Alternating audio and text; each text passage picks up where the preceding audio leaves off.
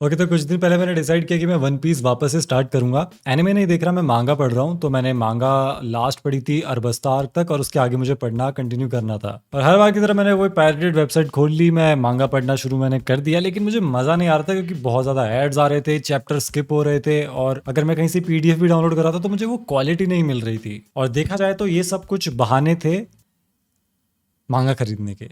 देखा जाए तो मुझे मांगा प्लस जो ऐप है उसके ऊपर पूरी की पूरी वन पीस मांगा मिल गई थी, जिसका ब्लैक एंड व्हाइट वर्जन था, लेकिन क्वालिटी बहुत शानदार थी और ट्रैक करना इजी था कि मैं कौन से चैप्टर पे लास्ट मैंने कौन से चैप्टर तक पढ़ा था। लेकिन फिर भी मेरे अंदर एक खुजली हो रही थी कि मुझे फिजिकल कॉपी खरीदनी है, और मैंने 2 वॉल्यूम्स मंगा ली। अब क्योंकि मैं जेआरआर पे था जो कि मैंने पूरा नहीं पढ़ा था, तो मैंने सोचा कि वॉल्यूम 25 मंगा लेता हूँ और साथ ही साथ वॉल्यूम 26 भी मंगा लूंगा। लेकिन मैंने देखा कि वॉल्यूम 25 की प्राइस जो थी वो रीजनेबल लग रही थी, लेकिन वॉल्यूम 26 जो थी वो 650 के अराउंड की थी। तो मैंने कहा जो चीज़ मुझे 500 या फिर 450 रुपये में मिलेगी, मैं उसके इतने ज़्यादा रुपए क्यों दूँ। तो मैंने 26 को स्किप कर दिया और मैंने मंगा ली 25 और 27 सीधा। एनीवे, ये जो वीडियो का पार्ट है ना, यहाँ पे हम बस मांगा कि मैं अनबॉक्सिंग करूंगा, थोड़ा आपको दिखा दूंगा। लेकिन इसके बाद का जो पार्ट आएगा वो होगा एक्चुअल रिव्यू जेआर का, या मे बी स्काइप, या पूरा सागा जो है उसका मैं रिव्यू कर सकता हूँ। अब देखो, मुझे नहीं पता कि मैं कितनी फिजिकल कॉपीज और मंगाऊंगा, या फिर मैं पूरा का पूरा फिजिकल से ही पढ़ूंगा, या फिर मैं डिजिटल पे वापस आ जाऊंगा, ये मुझे नहीं आइडिया। फिलहाल के लिए मेरे पास 2 वॉल्यूम है जो मैं पढ़ के और बाद में रिव्यू करूंगा। तो ये रहे दोनों पैकेजेस, मैंने अभी तक ओपन नहीं किए हैं। क्या पता कोई और मांगा निकल जाए, देखते हैं इसके अंदर क्या है। तो ये है volume 27। The quality looks good, ठीक है।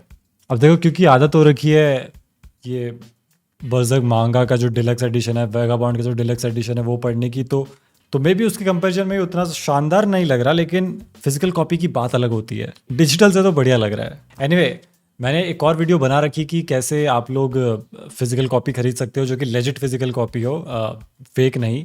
उसके ऊपर मैंने वीडियो बना रखी है, कौन कौन से सेलर्स है जो लेजिट सेल करते हैं, कौन सी वेबसाइट्स आपको खरीदना, सब कुछ मैंने बता रखा है। ओके, दूसरा पैकेज भी खोल लेते हैं, देखते हैं इसके अंदर भी सही मांगा मिली है या नहीं अपने को।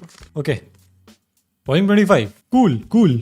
एक्चुअली मुझे पेज क्वालिटी उतनी ज़्यादा बढ़िया नहीं लग रही, क्योंकि मे बी ये शायद ऐसी ही वॉल्यूम आती होगी, या फिर वेगाबॉन्ड ने गलत आदत डाल रखी है मुझे। ओके, तो इस वीडियो का जो अगला सेक्शन होगा वो रिव्यू सेक्शन होगा। मुझे नहीं पता कौन से आर्क का होगा, क्योंकि अभी तक मैंने पढ़ा नहीं है, लेकिन जब ये वीडियो पोस्ट हो रही होगी तब तक तो मैंने पढ़ ही लिया होगा। Anyway, see you in the review section. Okay, तो वन पीस पर किस तरीके का वीडियो बनाना है, मैं इस चीज़ को लेकर बहुत कंफ्यूज था। पहले मैंने सोचा था कि हर एक आर्क कर मैं रिव्यू बनाता रहूँगा, लेकिन फिर मुझे लगा कि यार ये घास काटने वाला काम है बिल्कुल। मतलब रिव्यू में क्या ही बोल लूँगा हर एक आर्क में। ओके, आर्क बढ़िया था, ये अच्छा था, वो अच्छा था, लूफी बढ़िया था, ये तो सब बातें ठीक है। पर फिर मुझे जब मैं जय आर्क पढ़ने लगा तो मुझे समझ में आया कि ओके, वन पीस के हर एक आर्क के अंदर ही कुछ मीनिंगफुल थीम्स रहती हैं, बड़ा लेयर्ड रहता है। तो क्यों ना उस चीज़ को डिस्कस किया जाए थोड़ी। मतलब मेरी जो ऑब्जर्वेशन रही है या मैंने क्या सीखा उससे, वो डिस्कस करूंगा तो ज़्यादा बेटर रहेगा। क्योंकि बढ़िया बढ़िया मोमेंट्स तो सब लोगों को ही पता होंगे जिन लोगों ने वन पीस पढ़ा है या देखा है, लेकिन क्या चीज़ वो मिस कर गए, क्या मैसेज था वो मिस कर गए, अगर वो डिस्कस करेंगे तो मेरे ख्याल से ज़्यादा वैल्यू रहेगी वीडियो में। तो ये सब कहने का यही मतलब है, मैं बड़ा हम्बली कह रहा हूँ कि मेरे ख्याल से मैं सबसे अच्छा एनी यूट्यूबर हूँ। एनीवे, आज हम लोग बात करेंगे जे आर्क के बारे में, और जे आर्क मैं पूरा डिस्कस नहीं करूंगा, पूरा मैंने शायद पढ़ा भी नहीं, मैंने वॉल्यूम 26 भी आधी ही पढ़ी है। तो जितना मैंने पढ़ा है उसमें मैंने क्या क्या चीज़ें देखी, क्या ऑब्जर्व करी, वो डिस्कस करते हैं। तो जे आर्क सिर्फ एक एडवेंचर स्टोरी नहीं थी, ये एक स्टेटमेंट है ड्रीम्स, सिनिसिज्म और ह्यूमन नेचर के बारे में। वन पीस के ऑथर इचिरो ओडा ने इस आर्क के थ्रू एक बहुत पावरफुल मैसेज देने की कोशिश करी है, और मतलब कोशिश क्या करी, मैसेज दिया है। तो इस आर्क के अंदर हमको इंट्रोड्यूस करवाया जाता है मॉक टाउन से, जहां ड्रीम्स को मॉक किया जाता है। तो मॉक टाउन एक लॉलेस सोसाइटी है, एक लॉलेस आइलैंड है, जहां पर खूब सारे पायरेट्स, वहां पर हाइड आउट है पायरेट्स का वो एक तरीके से, और वहां पर कोई लॉ नहीं है। लेकिन ये कोई रैंडम टाउन नहीं होता, ये एक्चुअली में रियल लाइफ सोसाइटी का मेटाफर है। यहाँ पर होता ही है कि हर कोई ड्रीम्स को जोक समझता है, होप को वीकनेस की तरह कंसिडर करते हैं, और एम्बिशंस को स्टुपिडिटी मानते हैं। मॉक टाउन का नाम ही सिंबॉलिक है, मॉक मतलब मजाक उड़ाना। तो यहाँ पर जो भी पायरेट्स होते हैं, जो लोग होते हैं ना, वो मीडियोकर लाइफ जी रहे हैं। मतलब उनके कभी एक समय पर एम्बिशंस थे, लेकिन अब वो लोग उन चीजों को गिव अप कर चुके हैं। अब वो कोप करते हैं by mocking those who still dare to dream. और ये जो साइकोलॉजी है, ये रियल लाइफ में बहुत कॉमन है। जब लोग अपने ड्रीम्स को अबेंडन कर देते हैं या फिर फेल हो जाते हैं अपना ड्रीम चेज करने में, तो वो ऑटोमेटिकली दूसरे लोगों को भी मजाक उड़ाने लग जाते हैं, दूसरे लोगों के पीछे पड़ जाते हैं जो लोग अपने ड्रीम को चेज कर रहे होते हैं। मॉक टाउन के अंदर जितने भी पायरेट्स होते हैं ना, वो टेक्निकली तो सक्सेसफुल हैं, उनके पास में पैसा है, उनके पास में टेरिटरी है, उनके पास में अपना क्रू है, लेकिन वो स्पिरिचुअली डेड है। वो भूल चुके हैं कि वो ओरिजिनली पायरेट क्यों बने थे, ड्रीम्स के लिए, एडवेंचर के लिए, और सबसे इंपॉर्टेंट फ्रीडम के लिए। और यहीं पे इचिरो ओडा ने कॉन्ट्रास्ट ड्रॉ किया है कि जैसे ही लूफी को पता चलता है स्काई आइलैंड के बारे में, तो वो कितना ज्यादा एक्साइटेड हो जाता है, कितना ज्यादा क्यूरियस हो जाता है, जबकि मॉक टाउन के सभी लोग इस चीज का मजाक उड़ाते हैं। लूफी क्वेश्चन नहीं करता कि वहां जाना पॉसिबल है कि नहीं है, वहां जाया जा सकता है या नहीं जा सकता, कितना डेंजरस हो सकता है। वो बस एक ही चीज सोच रहा था कि ओके, न्यू एडवेंचर, हम लोग यहाँ पे जाएंगे। इसके बाद मैंने देखा कि लूफी और बेलमी की फाइट होती है, लेकिन वो फाइट सिर्फ फिजिकल नहीं थी, वो आइडियोलॉजिकल फाइट थी। बेलमी सिर्फ एक रैंडम एंटागनिस्ट नहीं है, वो रिप्रेजेंट करता है हर एक चीज को जो लूफी के अगेंस्ट है। बेलमी सक्सेसफुल पायरेट है, उसके पास में अच्छी क्रू है, उसके ऊपर बाउंटी जो लगी हुई वो भी काफी हाई है, उसको मॉक टाउन में बहुत ज्यादा रिस्पेक्ट किया जाता है, लेकिन वो अंदर से खोखला है। जब बेलमी पहली बार स्काई आइलैंड के बारे में सुनता है ना, तो इस चीज को कंप्लीटली मतलब मजाक ही उड़ा देता है इस चीज का। उसके अकॉर्डिंग जो न्यू एज है पायरेट्स की, यहाँ पर ड्रीम्स के लिए कोई जगह नहीं है, रोमांस के लिए कोई जगह नहीं है। उसके अकॉर्डिंग सिर्फ प्रैक्टिकल पावर और पैसा मैटर करता है। तो ये फिलॉसफी एक्चुअल लाइफ में सभी लोगों की होती है, जहां पर लोग प्रैक्टिकल थिंकिंग को ज्यादा कंसिडर करते हैं और जो लोग इम्पॉसिबल से सपने सोचते हैं उनको नाइव कहा जाता है। बेलेमी का जो फेमस डायलॉग है कि the age when pirates dream has ended, ये लाइन परफेक्टली कैप्चर करती है उसकी मेंटालिटी को। वो लिटरली यहाँ पर अनाउंस कर रहा है कि इमेजिनेशन की, होप की और वंडर की डेथ हो चुकी है। तो लूफी का जो रिस्पॉन्स है इस आइडियोलॉजी के अगेंस्ट, वो इक्वली पावरफुल है, पर एक कंप्लीटली डिफरेंट वे में। इनिशियली जब उसकी और बेलेमी की फाइट होती है ना, तब वो वापस अटैक नहीं करता है। एक तो कुछ तो उसने प्रॉमिस कर रखा था नामी से, दूसरा उसके अकॉर्डिंग ये जो फाइट थी ना, ये फिजिकल स्ट्रेंथ के बारे में नहीं थी, ये वर्ल्ड व्यू के बारे में थी। यानी कि दुनिया को देखने के, लाइफ को देखने के दो तरीके। यहाँ पर उसका बेलेमी से लड़ना कोई मायने ही नहीं रखता, कुछ चेंज ही नहीं होता। उसके एम्बिशंस इस फाइट से कई ज्यादा बड़े हैं, ये दिखाया गया है यहाँ पे। लेकिन बाद में जब लूफी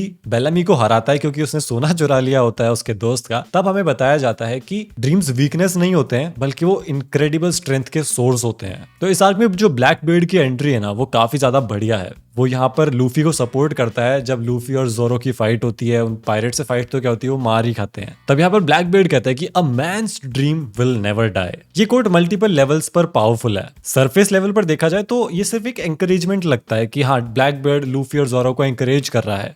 लेकिन अगर डीपर लेवल पर जाएं तो पता चलता है कि यहाँ पर ह्यूमैनिटी की बात हो रही है। ड्रीम्स डिफाइन करते हैं ह्यूमैनिटी को, मतलब कि सर्वाइव एनिमल करते हैं, लेकिन सपने कौन लेता है?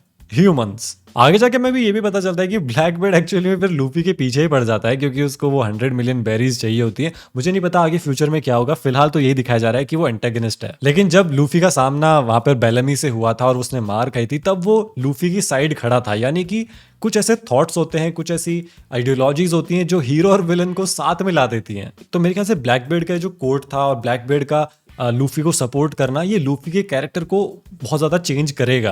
और यहीं पर इसी बीच हमें ना नोलन की स्टोरी बताई जाती है, नोलन द लायर, जो कि मुझे बहुत बढ़िया लगी। तो नोलन की जो बैक स्टोरी है वो जया आर्क का इमोशनल कोर है एक तरीके से, और नोलन की जर्नी लूफी की जर्नी के कंप्लीटली पैरेलल है। एक आध चेंजेस होंगे, वो मैं आगे बताता हूँ। नोलन एक एक्सप्लोरर था जिसने स्काई आइलैंड देखा, वो स्काई आइलैंड गया और फिर उसने देखा कि ओके, यहाँ पर एक अलग ही तरीके की दुनिया है। वो वापस आया, उसने अपने किंग को बताया स्काई आइलैंड के बारे में, लेकिन वो अपने किंग को वहां लेकर नहीं जा पाया। सबको लगा कि ये झूठ बोल रहा है, स्काई आइलैंड नहीं एग्जिस्ट करता। उसके चक्कर में बहुत सारे लोग मर भी गए, क्योंकि वो जो स्काई आइलैंड पर जाने का तरीका था, वो जो नॉकअप वेव आती थी, वो नहीं आई। तो किंग और बाकी के सभी लोग क्या करते हैं, नोलन को मौत की सजा सुना देते हैं और नोलन द लायर कह के उसको मार देते हैं। अब नोलन द लायर तो उसका नाम था, लेकिन वो हमेशा से सच ही कह रहा था। अब ये स्टोरी ट्रेजिक है, लेकिन ये भी बताती है कि ड्रीमर्स को ज्यादातर लोग ना गलत ही समझते हैं। नोलन और लूफी पैरेलल कैसे हैं? तो दोनों ही इम्पॉसिबल चीजों में बिलीव करते हैं, इम्पॉसिबल चीजों की बात करते हैं। दोनों को मॉकरी और डिसबिलीफ फेस करना पड़ता है, लेकिन सोशल प्रेशर के बावजूद दोनों ही परसिस्ट करते हैं कि नहीं, ये चीजें एग्जिस्ट करती हैं, ये चीजें अचीव करी जा सकती हैं। फर्क इतना है कि नोलन फेल हो गया था और लूफी पास हो गया। जो क्रिकेट नाम का बंदा था, वो नोलन का डिसेंडेंट, वो भी उसमें बिलीव नहीं करता था। अब क्योंकि नोलन उसका पूर्वज था और उसके ऊपर ये बोझ था, इसलिए वो बस इस चीज को प्रूव करना चाहता था। वो उसमें फिर भी बिलीव नहीं करता था। लेकिन जब उसे लूफी मिला तो उसका पैशन देखकर वो भी इंस्पायर हो गया। और उसने ठान लिया कि अब वो इस पायरेट क्रू की मदद करेगा, स्ट्रॉ हेड क्रू की मदद करेगा स्काई आइलैंड जाने में। तो जया आर्क अल्टीमेटली एक लव लेटर है to dreamers everywhere in the world. जो स्टोरी सरफेस लेवल पर सिर्फ एक एडवेंचर स्टोरी लगती है कि ओके एक क्रू है जो मजे ले रहा है, एडवेंचर पर जा रहा है, अगर आप उसकी लेयर्स को देखोगे तो वो कितनी ज्यादा डीप है, कितनी ज्यादा मीनिंगफुल बातें यहाँ पर हुई है। ओके, तो अभी जैसे जैसे मैं वन पीस पढ़ता रहूंगा, मुझे जो जो चीजें बढ़िया लगेंगी या जो मेरी ऑब्जर्वेशन होंगी, मैं उन पे और वीडियोस बनाता रहूंगा। हो सकता है कि एक आर्क के ऊपर 2-3 वीडियोस आ जाए, या हो सकता है कि एक आर्क पे एक भी वीडियो ना आए। बाकी आप लोग बने रहना, वीडियो अच्छी लगे तो लाइक और शेयर कर देना, और मैं आपको मिलूंगा अगली वीडियो में। So tell me you got it right now.